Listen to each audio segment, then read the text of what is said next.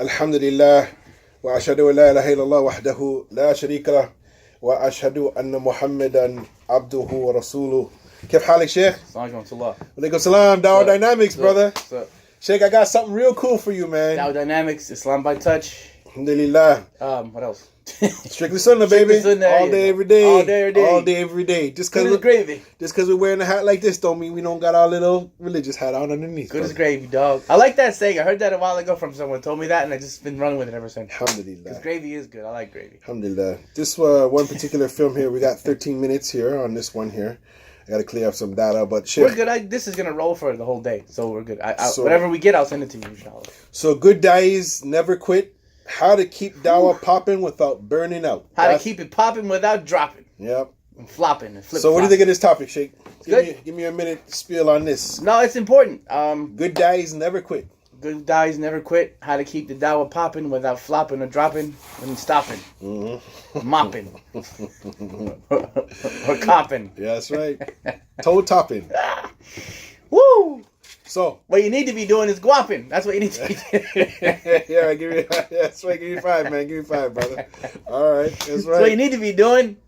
Anyway, So this is good for anyone who wants to be a dai, anyway, or a speaker or whatever you want to call it. Because there's different levels of dawah. There's the dawah that you do with your neighbor, and that's pretty easy. You know, you go to your neighbor, you talk to them about Islam a little bit, you bring them some food, whatever. But I think we need to clarify the style of dawah that we're talking about, and that's like the one who does this full time. The speakers / khatib / community workers, as it were, because that's a whole different level when you decide to do this as a full-time gig, and that's important. So so this is what we're talking about right now. It's gonna let y'all in on some stuff that we need to do, as well as the people who aren't doing this, because y'all just see us on stage or on the member or on the video, and you think that this is like Boy Scouts, like, you know, we're just playing around and we have like thousands of dollars a week, you know, that we made from something else, and we're just hanging out and doing this for fun, and it's not that. It's not that at all. So I think that's a good topic. I'm looking forward to doing that with you. That's right. Well, we're trying to grow as we go, brother, and look at the situation. I think we need to clean out our emotional house cleaning of our problems. The dawah. Clean it out, brother. Whoa! Because we want to get to the finish line of dawah. That's Jannah. And I know what that is. one of the things that I found for myself, one of the things for me not to burn out is finding out a lot of the brothers that used to do dawah with us, they basically burnt out. You would not even notice if they're Muslim or not. May Allah guide our brothers. They're still Muslim. Is to guard your ears from the negative kalam of the people. What do you think about that, brother? Well, that's definitely one of them. That probably has a number of reasons, a number of answers to it. Why they would leave and stop doing this. I think that guarding your ears is one thing from the negativity of the people and getting too caught up in that. But also, you know, that's you know, whatever you fill your head with is what's going to end up coming out, right? What do they call it? Garbage in, garbage out. It's like a computer kind of thing. Whereas if you fill your head full of nonsense and you're listening to political movements and you're listening to all these different things that you really can't control, it can lead to a certain defeatist attitude to where you're just one guy. Or even if you're part of a group of 6 guys, you can't really change the situation in some places. You just can't do it. Like, you're not freeing Palestine tomorrow. You're not doing that. It's not happening. May Allah help Palestine and all the brothers and sisters who are there. But you, as a speaker in Toronto, Canada, or Detroit, or Brooklyn, New York, or Compton, California, you're not gonna change that. Or Kulimakan, anywhere. Anywhere the Muslims. I mentioned places that I like. But you're not gonna do that. So it's important to not listen to that as much. Yes, you should know what's going on to a certain degree, but to be obsessed. And you see some brothers on social media, and that's what they're doing. They're obsessing about these things all the time.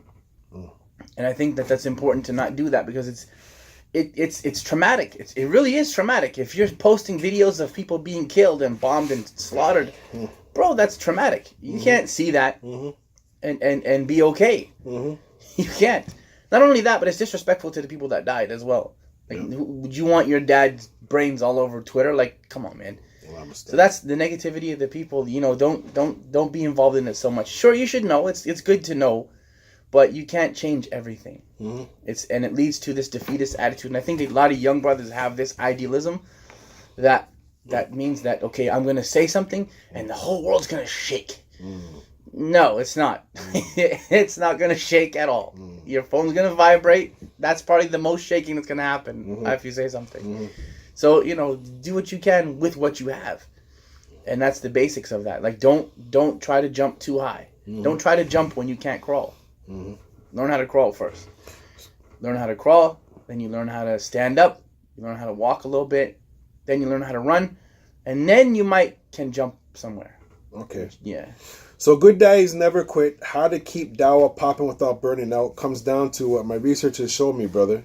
And areas where people, they need to change and improve their life. So number one, socially, professionally, physically, emotionally, spiritually, financially, educationally, family, and again, personally. So I think we need to start spiritually. If you could pick three, I kind of have my three. Spiritually, financially, 3? Yeah, pick any 3.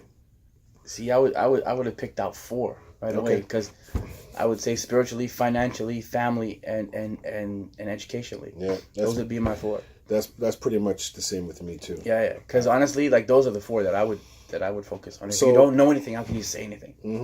And if you're calling to Allah and you don't know Allah, how is that possible? You have no relationship with Allah yourself. Well, this is where it comes down to growing as you go. Like for me, alhamdulillah, we're sitting in Dawah Dynamics here, and alhamdulillah, I've spent a few pennies to establish my Islamic library here, which is part of it. The rest is at home. I have lots of books and lots of tapes. So over the years, while I'm actually driving in the car, tapes? Over the last 27 years. I still have tapes. Okay. At one time, I had 8,000 tapes. I had over 2,000 CDs. I have more than 100 DVDs. So, growing as you go, alhamdulillah, I've sit and listened to numerous amounts of lectures. So, I've been able to grow spiritually by listening to those other than myself, reading books and so on and so forth. So, this has been one of the ways that when I start to feel burnt out, I pop in some inspiration, some motivation, some, lectures by those that are better than myself to try to learn. But in terms of trying to remain happy, brother, one of the things here is hugging your family, talking to your wife, teaching others, writing poetry, doing some public speaking, learning new things, listening to Quran, motivating others, feeding others, buying a new pair of shoes. I did that. Yeah, writing stories, do some life planning, bought my Chuck, reading quotes, and visiting good friends. So these are some of the things to try to keep you. You have to detox, man. Like, detoxing from the whole thing is, you have to do that, because the thing is, when it comes to doing this though, when it comes to doing dawah like that, Islam is our life. It literally is our life. So there's no detox in a sense from it. Yep. You're not gonna say, okay, I'm gonna be Muslim on Friday. Yep. And then I'm going to do whatever I want to do, the rest of the days. Doesn't really work like that for us. This isn't a job as such. Where you go to work at 9 o'clock in the morning and you come home at 5 o'clock in the day. It doesn't, and then you shut off everything and you don't do it. It's not really like that for us. But it's important sometimes to enjoy some stuff in life, man. Just enjoy some things, Go for a walk with your family. Take your wife out. A lot of brothers, especially the ones that travel like us, all up and down the planet, we oftentimes neglect that. You come home and you're tired. You're tired. And I've done that. You've done it too. You come home off the airplanes and whatever. I did 23-hour flights to Australia, man, which is no jokes. MashaAllah, Allah bless those brothers. They treat me really well when I was there. But the point of that is that you come home and you don't want to see nobody. Problem is that your wife misses you. Yeah. Absolutely. That's not a problem. That's a good thing. And your kids. And your kids miss you. Yeah. Your wife misses you. Kids miss you. And Bill misses you too. Well, Bill, that's the financial part. We're gonna get into him just now. But your wife comes running out and she's happy and mashallah, man. And I love it. Greeting my wife when I come off the airplane. Allah protect our marriages and stuff. But you have to give her time. You have to just say, you know what? I know I'm tired. I can sleep later. Yeah. Let me give her 20 minutes at least. Yeah. At least. If you can do more, mashallah, do more. 20 minutes, hang out with your wife, debrief, talk about things. Give her a hug, go for a walk, maybe go to dinner. Hopefully, if she didn't cook for you, go to dinner, inshallah. Like, do something with your family too. Don't just be focused on the people so much. Oh, focus. That's the word that right? I was waiting for someone to say that word, focus. The power of focus for myself comes down to 4 issues that I've learned. Number 1, if there's something that's troubling me, either I dump it right now, or I delegate it. I might let my brother here, I throw him the ball, or he throws me the ball, or I throw the ball to someone else. Give it to someone else who could do it. Defer it. I mean, schedule it to another time. Like, don't do it today, do it tomorrow or next week, or to do it right now. So they call the 4 Ds. Dump it, delegate it, defer it, and do it right now. So which one, Sheikh, should we be focusing on? Depends on what it is. When it comes to the family, is do it right now. Mm-hmm. Because really, honestly, like, I don't really... Okay. When I read the comments on these videos. Mm-hmm. I don't always answer them, but I read them. The ones I can, anyway. But no one can say that I'm a good husband except my wife. That's it. No one. Yep. No one can say that I'm a good dad except my kids. And no one can say that I'm a good slave except for Allah. That's it. So all the comments, oh, brother, you changed my life, mashallah, I love this brother, whatever, all that stuff, y'all don't know me like that. You just know me from the videos. They know you from the videos. That's it. Y'all don't know me like that. So I need to spend my time, my valuable time, with the people who are going to carry my janazah and who are going to pray for me after I'm gone. My husband was a good man, rahmatullah alayh. My dad was a good man, rahmatullah alayh.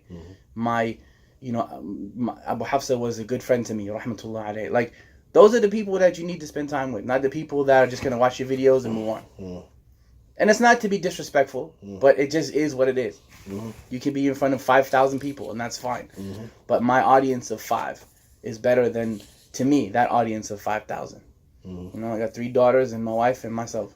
And then, of course, I'll get into the last third of the night, because the only audience that's better than that audience of 5 to me is the audience of 1. When you're standing up in front of Allah subhanahu wa ta'ala. So all this is important. Okay, that's crucial, though. Here's a tough question right now. If you were to die, and may Allah preserve you. You mean when, right? Well, when you die. Yeah, okay. Okay, or whenever that happens, or who would be the people that you want to educate your loved ones the most? Who would be the people? What, name? Yeah. Well, I mean, it could be your close friends, or where would you tell your family to look for guidance from? Abu Hafsa's not around anymore. Other than Quran and Sunnah, what advice would you tell, like, your children, your daughters, your grandkids that are going to other than Quran and Sunnah? Yeah. So that's the first. That's you fear Allah and look for Quran and Sunnah. Wow. It's a deep question, isn't it? It is, because that may actually happen at one point. Because it's not, and we might end on this. It's not that important of who's delivering the message. It's, do the kids get the right message? Yeah, is the message being delivered? Yeah, because honestly, you have a lot of flim-flam and crap. Flim-flam and skim-scam. We did that. We talked about that in Dawah Roller Coaster. No doubt. And that was a good video, by the way. Maybe. So, there's a lot of scam artists and a lot of shadiness, and we're gonna talk about that too, because you gotta avoid those guys. Yeah, mine's about to end here, but maybe we could do another one after Jumu'ah or after Dhuhr. No, we can keep it moving, but mine will record. I'll send it to you.